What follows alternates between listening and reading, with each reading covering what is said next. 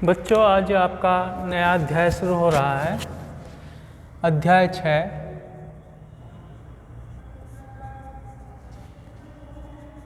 ऊष्मगतिकी। English में कहते हैं थर्मोडायनेमिक्स।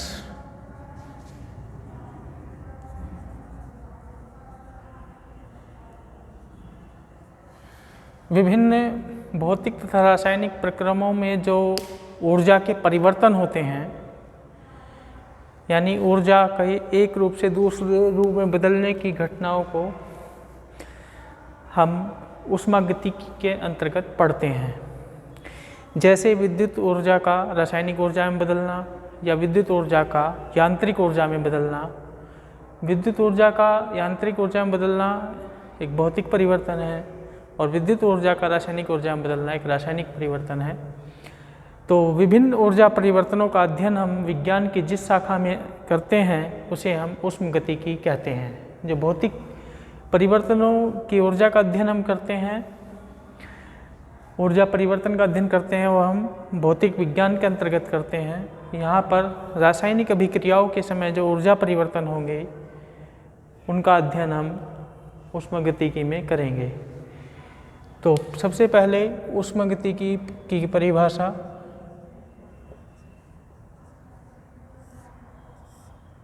कि विभिन्न प्रक्रमों में होने वाले ऊर्जा परिवर्तनों का अध्ययन विज्ञान की जिस शाखा में किया जाता है उसे ऊष्मगतिकी कहते हैं। दूसरा, रासायनिक ऊष्मगतिकी।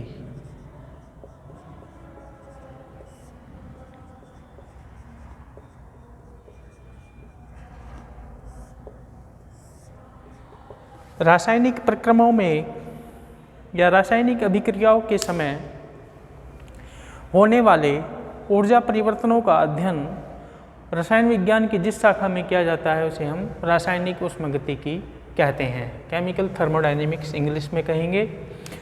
ऊष्मगतिकी से संबंधित शब्दावली।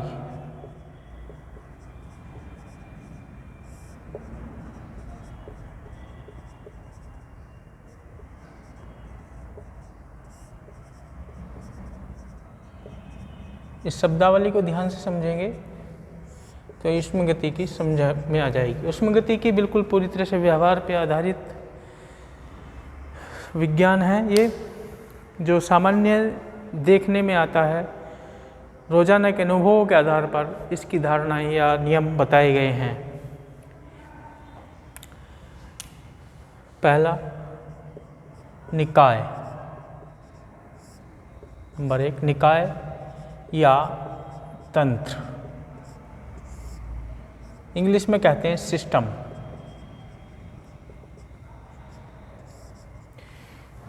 ब्रह्मांड का वह भाग जिसके लिए हम ऊर्जा परिवर्तन का अध्ययन करेंगे उसे निकाय या तंत्र कहते हैं।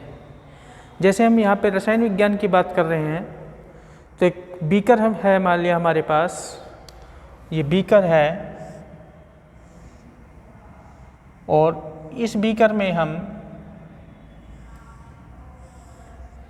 किसी रासायनिक अभिक्रिया का परिवर्तन अध्ययन कर रहे हैं। तो उसमें होने वाले ऊर्जा परिवर्तन का जो अध्ययन हम करेंगे तो इस बीकर को हम क्या कहेंगे? निकाय। ब्रह्मांड का वह भाग जिसमें हम किसी भी प्रक्रम के लिए ऊर्जा परिवर्तन का अध्ययन करते हैं वह निकाय कहलाता है। एक साधारण सा उदाहरण भी इसमें हम दे सकते हैं। जैसे प्याले में रखी हुई चाय, उसको हम एक निकाय कहेंगे। नंबर 2, परिवेश। इंग्लिश में कहते हैं इसको सराउंडिंग्स।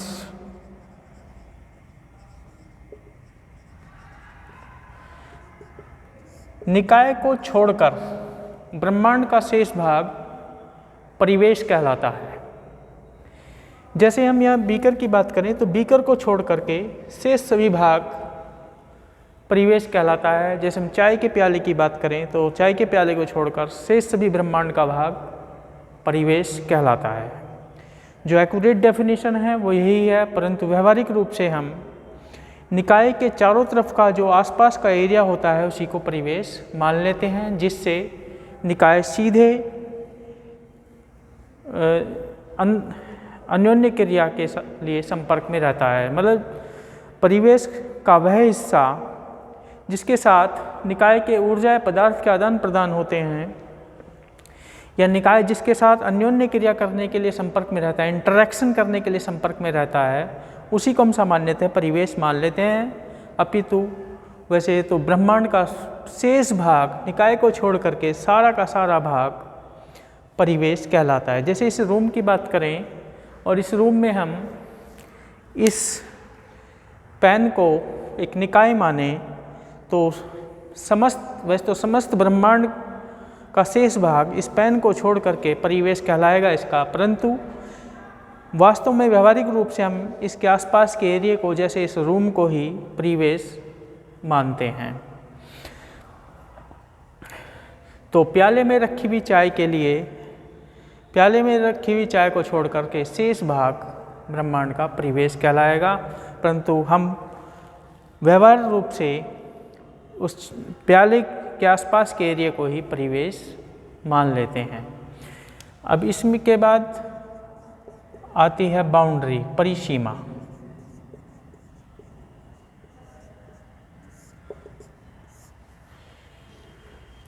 वह काल्पनिक सीमा या वास्तविक सीमा जो निकाय को शेष ब्रह्मांड से अलग करती है, उसकी परिसीमा कहलाती है। जैसे इस बीकर की उदाहरण लें हम, इस बीकर के अंदर जो केमिकल रिएजेंट्स हैं, अभिकर्मक हैं, उनको तो हम निकाय मानेंगे और इस कांच की दीवारों को परिसीमा मानेंगे और इसके बाहर का शेष भाग परिवेश हो जाएगा। हम परिवेश में भी इसको शामिल कर सकते हैं, इस बाउंड्री को, और निकाय में भी इस बाउंड्री को शामिल कर सकते हैं, या अलग से परिसीमा भी कह सकते हैं। मुख्य रूप से तो हम दो ही मान सकते हैं, तीसरी टर्म परिसीमा या बाउंड्री भी हम इसमें कह सकते हैं,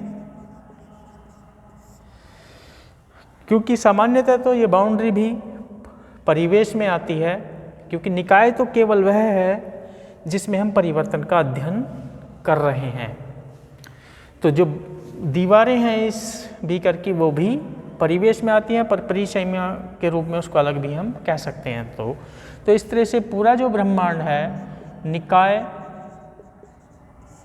प्लस परिवेश को मिला करके हम इसको कहते हैं ब्रह्मांड, यानी यूनिवर्स, ऊष्मगतिकी के अंतर्गत। इसके बाद हम पढ़ते हैं निकाय के प्रकार।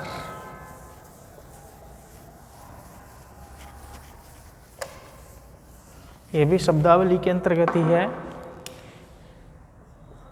निकाय या तंत्र या सिस्टम के प्रकार, टाइप्स ऑफ सिस्टम। निकाय, ऊष्मगतिकी में निकाय 3 प्रकार का होता है।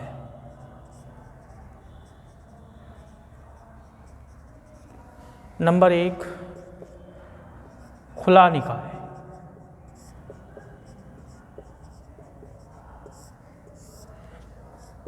इंग्लिश में कहेंगे ओपन सिस्टम।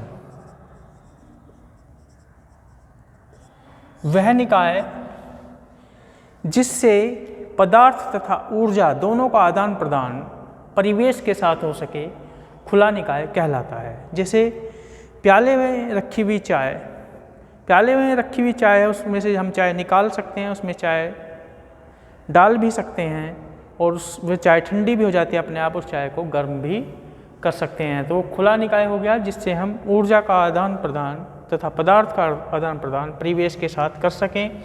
और रासायनिक रूप से हम बीकर का उदाहरण ले सकते हैं। खुला बीकर है, ऊपर ढक्कन नहीं है, और इसमें कोई अभिकर्मक हैं, तो इन अभिकर्मकों का आदान प्रदान बीकर से कर सकते हैं, यानी पदार्थ का आदान प्रदान हो रहा है, और इसको हम गर्म कर सकते हैं और रख देंगे तो ठंडा भी हो सकता है। तो ऐसे निकाय को हम कहेंगे खुला निकाय।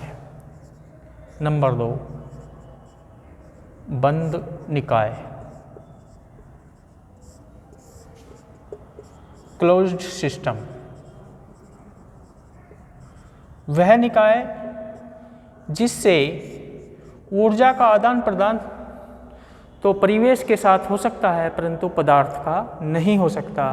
तो ऐसे निकाय को बंद निकाय कहते हैं। जैसे हम इसी बीकर को यहाँ पे ढक्कन यहाँ पे लगा दें, बंद कर दें, तो पदार्थ का आदान प्रदान, जो इसमें पदार्थ है बीकर में, उनका आदान प्रदान नहीं हो सकता परिवेश के साथ, परंतु इसको हम गर्म भी कर सकते हैं और ठंडा भी इसको कर सकते हैं। तो ऐसा निकाय कहलाएगा बंद निकाय। और दैनिक जीवन में हम कह सकते हैं, जैसे कोई बंद डिब्बा है स्टील का, उसमें हम गर्म चाय रख दें या गर्म दूध रख दें, तो उससे हम फिर आदान प्रदान नहीं कर सकते पदार्थ का, या मतलब चाय का या दूध का, क्योंकि इसको आदान प्रदान करने के लिए उसके ढक्कन को खोलना होगा, फिर वो खुला निकाय हो जाएगा। परंतु उस डिब्बे में रखी हुई चाय या दूध ठंडी हो सकती है, उसको हम गर्म कर सकते हैं। तो बंद निकाय वह है जिससे हम पदार्थ का आदान प्रदान नहीं कर सकते, केवल ऊर्जा का आदान प्रदान कर सकते हैं परिवेश के साथ। तीसरा, विलगित निकाय।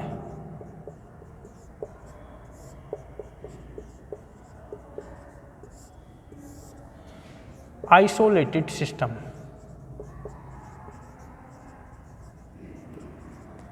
वह निकाय जिससे न तो ऊर्जा का और न ही पदार्थ का आदान प्रदान परिवेश के साथ किया जा सके, विलगित निकाय कहलाता है। और वास्तव में व्यवहारिक जीवन में हमारे पास ऐसा कोई निकाय नहीं है जो विलगित निकाय हो। केवल जो थर्मस फ्लास्क है, थर्मस फ्लास्क में यदि कुछ रखा है, जैसे चाय या दूध या पानी, तो उसको हम विलगित निकाय कह सकते हैं, क्योंकि थर्मस फ्लास्क में काफ़ी समय तक उसका टेम्परेचर, उसमें रखी वस्तु का टेम्परेचर एक समान बना रहता है। परंतु पूरी तरह से वो विलगित निकाय नहीं है, क्योंकि धीरे धीरे वह उसका टेम्परेचर कम हो जाता है। तो थर्मस फ्लास्क का ही उदाहरण विलगित निकाय के रूप में लिया जा सकता है। ध्यान देंगे, विलगित निकाय वह निकाय है जिससे होकर न तो पदार्थ का न ही ऊर्जा का आदान प्रदान परिवेश के साथ हो सके। आज इतना ही, इसके आगे कल बताऊंगा।